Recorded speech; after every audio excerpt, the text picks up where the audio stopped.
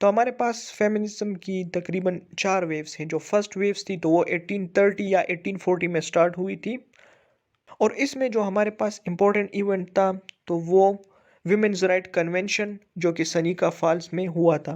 तो बाद में कामयाबी भी मिली और 19 अमेंडमेंट में विमेंस को वोट का राइट दिया गया। यानी हम कह सकते हैं कि हमारे पास जो फर्स्ट वेव ऑफ फेमिनिज्म थी तो इसमें वोटिंग राइट्स की डिमांड की गई। जो सेकंड वेव थी तो वो 1966 से 1979 के दरमियान थी। अब ये वाला फेज जो था तो ये हाइट एंड फेमिनिस्ट कॉन्शियसनेस का था। यानी इसमें फीमेल ने अपनी आइडेंटिटी बनाने की कोशिश की। अब ये मूवमेंट जो है तो ये लिंक है सिविल राइट्स मूवमेंट जो कि यूएस में स्टार्ट हुई 1950 में, जिसमें एंटी डिस्क्रिमिनेशन पॉलिसीज और इक्वल राइट्स के बारे में बात की गई।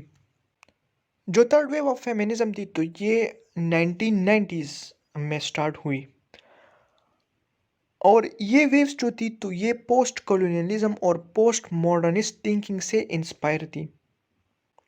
जो फोर्थ वेव है तो ये 2012 में स्टार्ट हुई और ये अभी तक कंटिन्यू है। फोर्थ वेव में women empowerment through internet.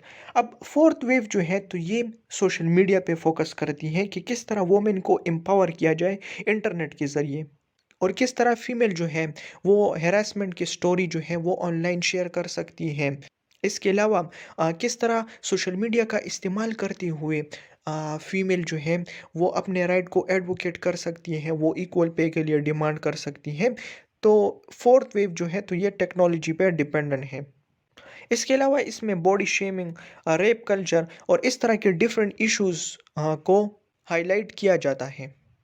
Thanks for watching my video. If you have any question related to this topic, you can ask in the comment. Thank you.